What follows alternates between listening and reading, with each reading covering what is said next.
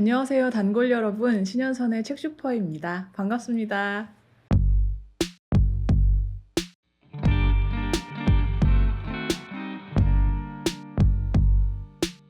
책슈퍼를 시작하면서 '어떤 책들이 선택될까?' 약간 막연하게 생각했던 적이 있어요.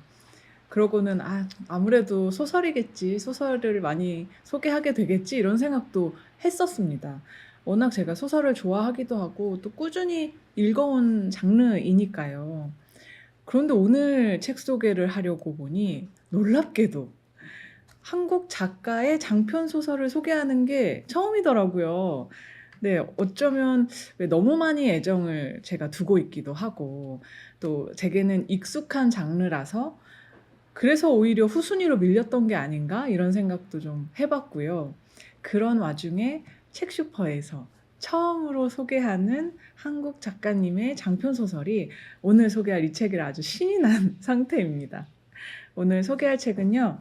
임수지 작가님의 장편 소설 잠든 나의 얼굴을 입니다.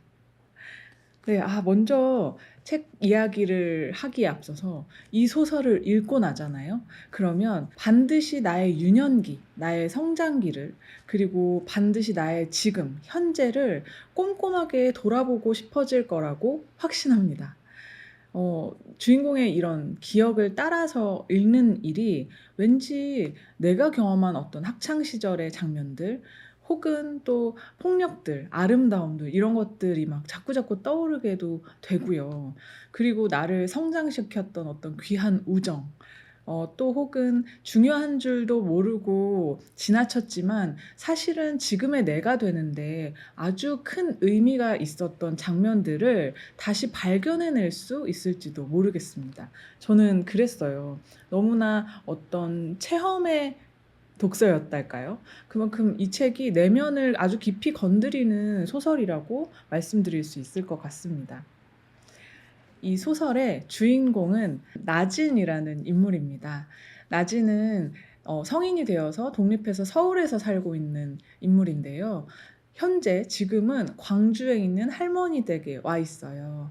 왜냐하면 할머니와 같이 살고 있는 고모가 있는데 고모가 어느 날 나진에게 연락을 한 거죠. 그래서 "내가 며칠 집을 비우게 되었는데 할머니랑 같이 지낼 수 있느냐?"라고 한 거예요. 당연히 인제 그 부탁을 선선하게 받아들고 광주행을 택합니다. 그런데 고모가 며칠 집을 비우겠다고 했는데 이 약속한 며칠이 지나도 고모가 집에 오질 않아요. 궁금해서 며칠 좀 더 기다리다가 고모한테 연락을 했는데 연락도 닿지가 않고요.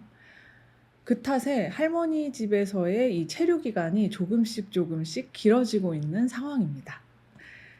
사실 이 할머니 집은 나진이 성장한 곳이기도 해요. 어렸을 때 나진의 부모님이 이혼을 하면서 아빠가 자신을 여기 그러니까 자기의 엄마 그러니까 나진의 할머니의 집에 맡긴 경험이 있거든요. 이 소설 잠든 나의 얼굴을은 익숙하기도 하고 조금은 어색해진 이런 할머니 집이라는 공간에서 주인공 나진이 자신의 과거와 현재를 되살려내는 이야기입니다. 무엇보다 이 "되살려낸다."라는 말을 좀 강조하고 싶은데요. 저는 이 나진이라는 인물이 할머니 집에서 지내는 이 얼마간의 시간 동안 자신의 현재를 되살려낸 현재를 일으켜낸 점들이 정말 좋았거든요. 그 이야기를 이 한 권에 담았다고 생각했고 그래서 '현재가 되살려내졌다.'라는 점을 좀 강조해서 이야기를 해 보고 싶어요. 사실 앞서서 간략하게 나진이 어떻게 지금 광주에 와 있는지를 설명을 드렸지만 이 소설에는 왜 우리가 흔히 생각하는 그런 소설의 막 엄청난 위기랄까? 뭐 고통이랄까? 막 큰 이야기 줄거리가 있지는 않아요. 그렇지만 이 작품의 거의 저는 진짜 거의 모든 장면이 너무나 선명하게 다가오더라고요. 그러니까 나진이 다녔던 왜 어린 시절의 그런 학원 교실의 풍경이라든지 그리고 나진의 친구 경은이와 학창 시절에 방과 후에 시간을 어떻게 보냈는지 그런 장면들이 정말 뭐랄까 사진처럼 눈에 보이는, 그러니까 이 소설을 보는 경험을 좀 했어요. 너무나 섬세한 묘사 그리고 디테일한 그 시대 고증이랄까요? 동시대를 살았으면 아마도 굉장히 공감할 만한 이야기들이 많은 장면들이 많았고요. 그런 나지는 그렇게 과거를 쭉 이야기하면서 서서히 자신의 현재를 더 선명하게 만드는 이야기였거든요. 왜 할머니와 일상을 아주 살뜰하게 보내는 와중에 다시 원래 자신이 있던 그 서울에서의 일상을 또 살뜰하게 미리 준비를 하면서 나진이라는 사람을 지금의 나진으로 만든 어떤 기억 그리고 관계를 아주 꼼꼼하게 내 안에 다시 차곡차곡 새겨 넣는다고 할까요? 가령 뭐 고모에 대해서도 그렇게 막 살뜰하고 친밀한 관계는 아니었지만 고모의 삶을 다시 한번 생각해 보면서 고모에 대한 글을 쓰게도 되거든요. 왜 제가 언젠가 책슈퍼에서 장편 소설을 읽는 것이 얼마간 그 이야기를 내가 살아내는 것 같다고 말씀을 드린 적이 있었는데, 정말 이 작품은 그랬어요. 이 잠든 나의 얼굴을, 이 작품은 이 나진이라는 사람의 서사를 따라서 읽는데 이 사람을 얼마쯤 내가 살아본 것 같은 기분? 혹은 이 사람과 아주 친밀한 친구가 된 것 같은 기분? 그런 느낌을 받아서 그 느낌이 참 좋더라고요. 정말 어느 세상에 푹 몸을 담갔다가 나온 것 같은 그런 기분이었어서요. 그런 와중에 참 마음속에 오래 남는 문장들도 정말 많고 좋았는데요. 이 소설, 이 두툼한 소설에 아주 많은 기억나는 장면들이 있지만 아무래도 제일 마음에 남는 장면은 첫 부분에 나오는 장면이에요. 소설 첫 대목에 정말 첫 대목이에요. 할아버지의 말이 나오는데요. 음 지금은 이 할아버지는 돌아가셨고 살아계실 적에 할아버지가 거실에 놓인 아주 커다란 괴종시계를 관리했었어요. 그 괴종시계는 태엽을 감아서 작동하는 시계라서 정기적으로 인제 관리를 해 줘야 되는 거죠. 시계 안쪽에 보관하는 그 태엽 열쇠를 꺼내서 시계판의 사와 팔 옆에 있는 그 태엽 구멍에다 열쇠를 넣어서 천천히 그 태엽을 감는 그 할아버지의 모습을, 왜 이 어린 시절의 나진이 아주 호기심에 이끌려서 막 옆에서 구경을 하는 거예요. '할아버지 뭐 하고 있나.' 그때 할아버지가 이런 말을 합니다. "끝까지 세게 감으면 끊어진다."고. "그럼 안에서 다 분질러진다."고. 사실 이 할아버지는 이 소설에서 이 대목 이후에는 거의 등장하지 않아요. 그리고 소설에는 고모와 할머니의 그리고 친구 경은의 이야기가 훨씬 더 많이 나오는데 왜 어째서 나한테는 이렇게 이 할아버지의 짧은 장면 그리고 이 단 한마디가 이렇게 나한테 마음에 남았을까? 왜 이렇게 중요하게 여겨졌을까? 잘 모르겠어요.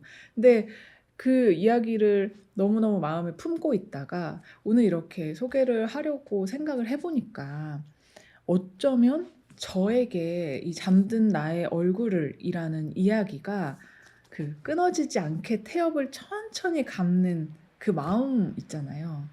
안에서 다 분질러지니까 서두르지 않는 마음, 그리고 대충 하지 않는 마음, 그런 마음처럼 읽혀서 그랬는지도 모르겠어요. '살아가는 데 있어서 그 마음이 참 소중하지 않나?' 그런 생각을 계속했거든요. 그도 그럴 것이, 왜 나진이는 사실 꽤 외로운 사람이었을 거예요. 형제도 없고 부모님이 어렸을 때 이혼해서 또 아빠는 또 재혼을 해서 다른 가정을 꾸렸고 뭐 엄마도 거의 만나지를 못했고요. 그러니까 꽤 외로운 사람일 텐데도 책에서 내내 그 외로움이 자신을 어떻게 너무 크게 짓누르지 않게 장악하지 않게 아주 천천히 담담히 일상을 보듬거든요. 뭐 문체 때문일 수도 있고 실제로 이 나진이라는 캐릭터 가 그런 것일 수도 있는데 그런 아주 천천한 마음, 그 살뜰하게 천천히 태엽을 감는 그 마음이 이 소설 덕분에 제 안에도 좀 새겨진 것 같았어요. 그래서 이 이야기를 생각할 때 자꾸 그 할아버지의 첫 첫 대목이 자꾸 떠오르는 것도 같습니다. 아마 여러분들은 또 어떤 다른 지점에 머무를 수도 있고 저랑 '아 나도 그렇게 읽었다.'라고 공감을 하실 수도 있을 것 같아요. 참 궁금해지고요. 무엇보다 이 책 진짜 이 소설에서 정말 단연 훌륭한 탁월한 지점은 먹는 장면이 아닐까 생각해요.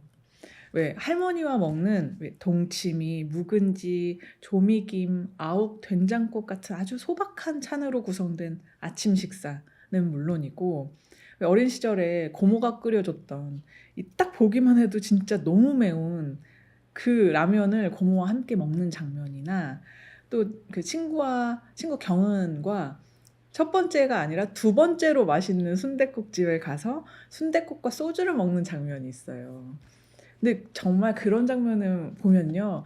너무나 몸의 체험입니다. 너무나 맛깔나게 그 먹는 장면을 잘 쓰는 작가님이라는 생각을 했어요.